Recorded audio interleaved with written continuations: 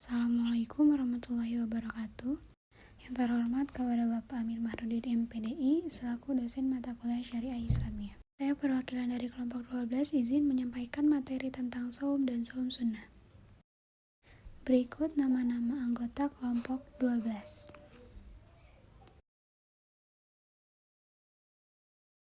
Baik, langsung saja. Yang pertama ada pengertian. Shaum merupakan perintah Allah Subhanahu wa taala dan merupakan bagian dari rukun Islam. Shaum dalam bahasa Arab adalah syiyam atau shaum. Keduanya merupakan bentuk masdar yang bermakna menahan diri atau imsak. Menurut syariat Islam, shaum adalah suatu bentuk aktivitas ibadah kepada Allah Subhanahu wa taala.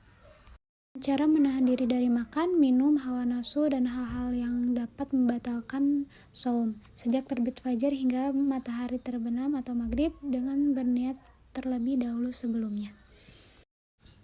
Artinya, orang yang sedang bersaum telah menahan diri sehari penuh dari konsumsi dan seks yang sebenarnya halal karena semata-mata menjalankan ibadah.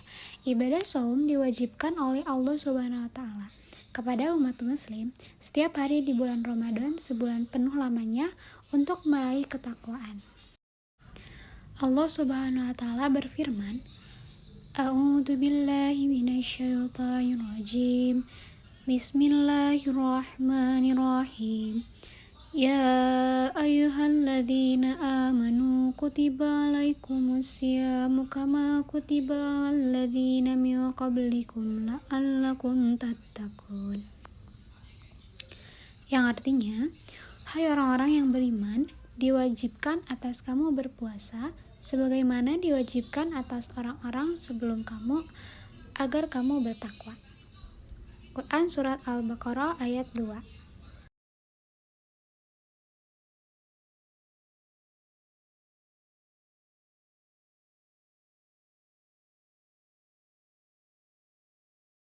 Selanjutnya ada tujuan. Tujuan shaum atau puasa dalam Islam adalah untuk mendekatkan diri kepada Allah, meningkatkan ketakwaan, bersyukur, dan menghindari dosa-dosa. Berikut adalah beberapa tujuan puasa yang dijelaskan dalam Al-Quran dan hadis. Yang pertama, mendekatkan diri kepada Allah. Yang kedua, menjadi lebih bersyukur. Yang ketiga, menghindari dosa. Yang keempat, menjadi lebih bertakwa. Yang kelima, mendapatkan ampunan segala dosa. Yang keenam, meningkatkan kehati-hati. Yang ketujuh, menjadi lebih disiplin dan meningkatkan etos kerja.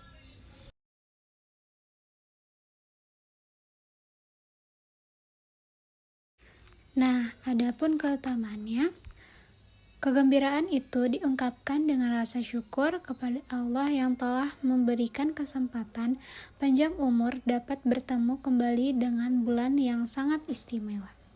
Silaturahmi menjelang dan saat shaum Ramadan menjadi wujud memperkuat tali hubungan silaturahmi sesama umat Islam dan lebih dekat lagi dengan sanak keluarga. Ucapan kalimat yang manis penuh makna terungkap, marhaban ya Ramadan. Dan banyak lagi amalan lainnya dengan penuh pengharapan kepada Allah. Harapan orang beriman pada bulan ini adalah ingin shaum hari ini, bulan ini, dan tahun ini lebih baik dari hari-hari yang lalu.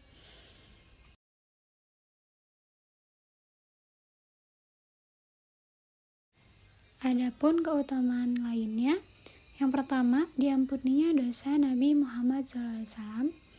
Bersabda, barang siapa bersaum Ramadan atas dasar keimanan dan karena Allah, maka akan diampuni dosa-dosa yang telah lalu. Hadis riwayat Bukhari. Yang kedua, dikabulkannya doa. Yang ketiga, dilipat gandakan pahala kebaikannya dan masuk surga melalui pintu rayyan.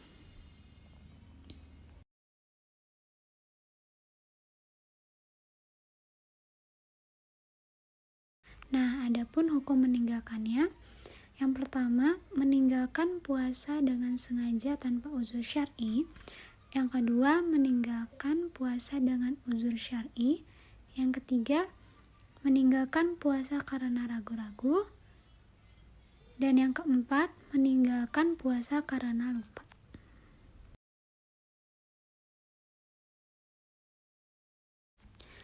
Nah, ada rukun saum. Rukun saum atau puasa dalam agama Islam terdiri dari beberapa syarat yang harus dipenuhi agar puasa dapat sah dan berpahala. Di antaranya yang pertama, beragama Islam, yang kedua membaca niat, yang ketiga menahan serta mengontrol diri, yang keempat suci dari haid dan nifas, yang kelima balik, yang keenam berakal atau tidak gila, yang ketujuh sehat, yang kedelapan mampu, dan yang terakhir tidak sedang dalam perjalanan.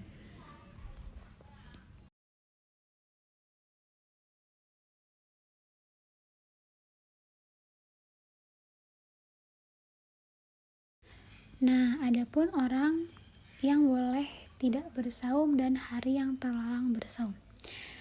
Orang yang boleh tidak bersaum seperti anak-anak yang belum balik, hilang akal sehat, orang sakit, orang tua lanjut usia, orang yang bepergian, perempuan hamil, ibu menyusui, perempuan haid, dan ibu nifas.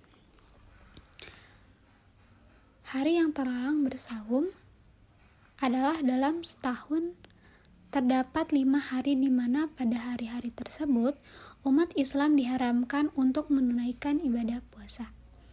Hari-hari tersebut ialah ketika Idul Fitri dan Idul Adha, serta 3 hari tasyrik, yaitu tanggal 11, 12, dan 13 Zulhijjah.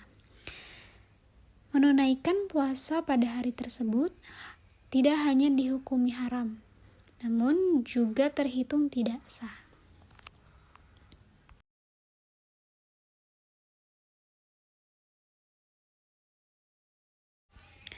Selanjutnya ada saum-saum sunnah.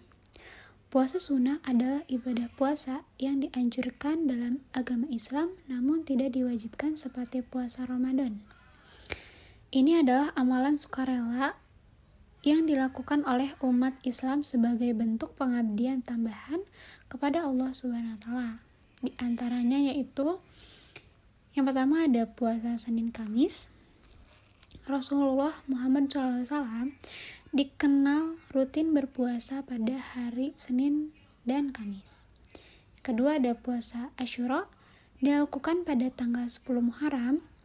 Puasa Asyura memiliki berbagai keutamaan, termasuk menghapuskan dosa-dosa setahun yang lalu.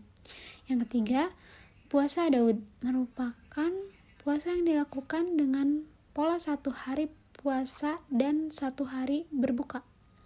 Puasa ini diambil dari contoh Nabi Daud alaihissalam.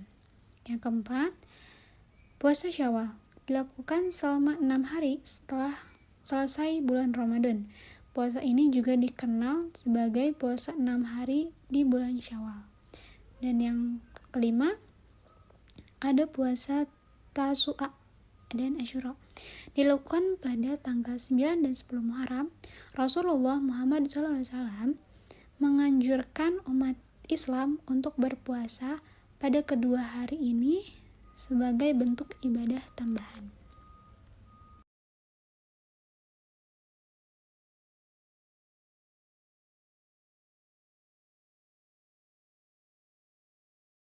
Adapun adab bersaum, adab puasa diantaranya yang pertama sahur di akhir waktu, yang kedua segerakan berbuka, yang ketiga hindari pembicaraan yang sia-sia, yang keempat membentengi diri dari hawa nafsu, dan yang kelima tidak makan berlebihan.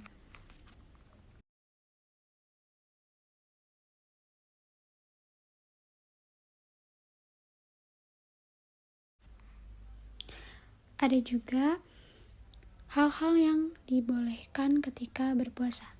Dalam Islam, ada beberapa hal yang dibolehkan dan dilarang ketika berpuasa atau bersaum. Memahami hal-hal penting untuk menjalankan ibadah puasa dengan benar sesuai dengan tuntutan agama. hal yang diperbolehkan saat berpuasa. Yang pertama, mandi dan berwudu. Yang kedua, mencicipi makanan. Yang ketiga, menggunakan siwak atau sikat gigi. Yang keempat, berbekam, suntikan, dan infus. Yang kelima, menelan ludah dan dahak. Yang keenam, bermesraan dengan istri atau suami. Hal yang dilarang ketika berpuasa. 1. Makan dan minum dengan sengaja. Yang kedua, berhubungan intim. Yang ketiga, muntah dengan sengaja. Yang keempat, keluar mandi dengan sengaja. Yang kelima, merokok. Dan yang keenam, menstruasi atau nifas. Nah, kesimpulan dari materi ini, puasa memiliki banyak keutamaan dan manfaat baik secara spiritual maupun fisik bagi umat Islam. Selain itu, puasa juga merupakan salah satu kewajiban yang harus dilakukan oleh umat muslim sebagai bentuk ibadah kepada Allah SWT.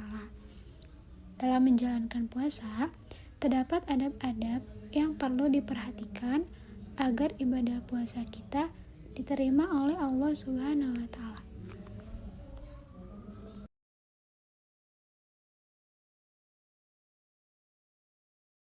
Sekian dan terima kasih dari kelompok 12.